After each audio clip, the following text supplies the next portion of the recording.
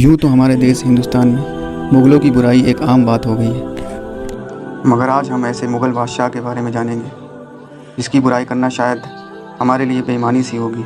उस शख्स की पैदाइश 3 नवंबर 1618 गुजरात के दाहोद में होती है, जिसे दुनिया भुलाए नहीं भूल सकती। मुग़ल साम्राज्य के छठे सम्राट और शाहजहाँ के उत्तराधिकारी मोहिउद्दीन मोहम्मद, जो आगे चलकर औरंगज़ेब आलमगीर का खिताब पाते हैं। 31 जुलाई 1658 को शाहजहाँ के शासनकाल के बाद औरंगज़ेब आलमगीर की ताजपोशी की जाती है और यहाँ से शुरुआत होती है मुग़ल साम्राज्य के एक ऐसे सम्राट की जिसने अपने शासन को लगभग आधे एशिया तक फैला दिया।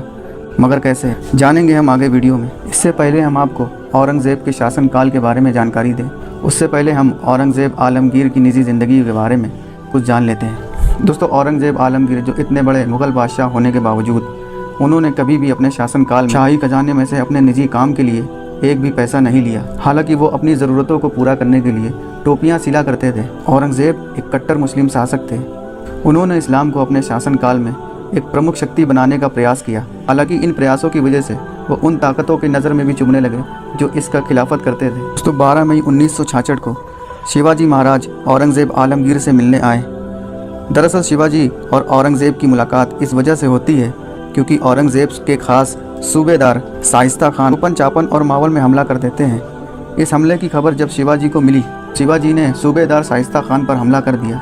हालांकि शाइस्ता खान इस हमले में बच गए, मगर उनको इस हमले की वजह से अपनी 4 उंगलियां गंवानी पड़ी। इसके बाद औरंगज़ेब आलमगीर ने बीच बचाव कराने के लिए शिवाजी महाराज को आगरा आने का निमंत्रण दिया।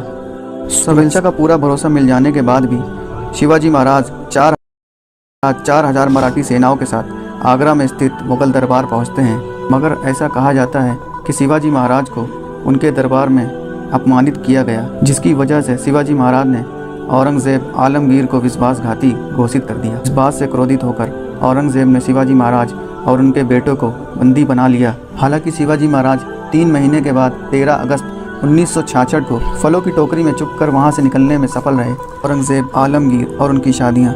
औरंगज़ेब आलमगीर ने कुल 3 शादियां की थी। उनकी पहली शादी दिलरस बानो से हुई और दूसरी शादी नवाब बाई से हुई और तीसरी शादी राबिया दुरानी से हुई।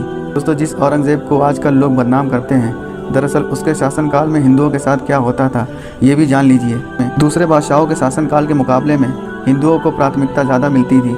जहाँ औरंगज़ेब आलमगीर के पिता शाहजहाँ के शासनकाल में 24% तादाद उनके प्रशासन इकाइयों में थी, वहीं उनके बेटे औरंगज़ेब आलमगीर के शासनकाल में 9% बढ़कर 33% हो गई।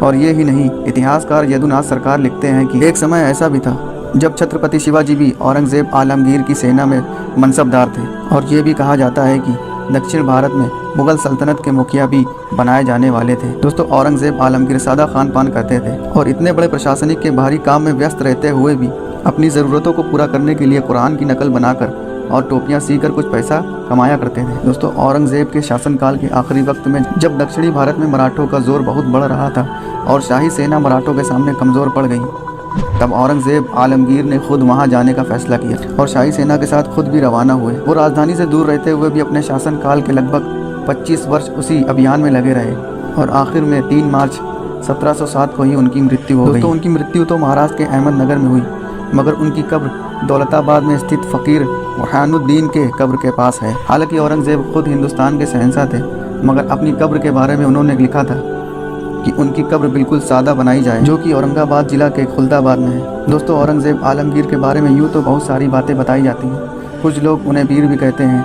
और कुछ लोग तो उन्हें हिंदू विरोधी भी कहते हैं। दोस्तों, औरंगज़ेब आलमगीर बादशाह के बारे में आप क्या सोचते हैं, हमें कमेंट बॉक्स में ज़रूर बताएं। वीडियो अगर अच्छी लगी हो तो लाइक ज़रूर और अपने दोस्तों और परिवारों में शेयर ज़रूर करें।